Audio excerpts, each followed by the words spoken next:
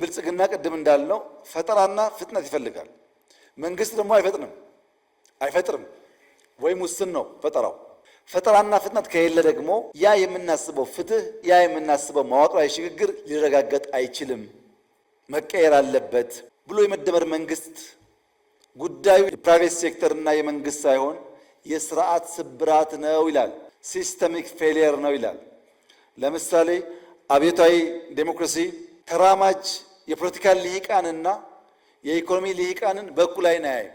ተራማጅ የፖለቲካ ልሂቃን ለህዝብ አሳቢ፣ ተቆርቋሪ፣ ራሳቸውን እንደ ሻማ አቅልጠው ለህዝብ የሚተጉ ናቸው ይልና ሬንት ሲኪንግ ሲባል ፕራይቬት ሴክተር ነው ይላል። ግን አይታችኋል፣ እነዛ ተራማጅ አብዮታውያን ልሂቃን ዘራፊ ሆነው እነሱ ሀብታም ሆነው እንዴት የፕራይቬት ሴክተር እንዳቆረቆዙ አይተናል በተግባር።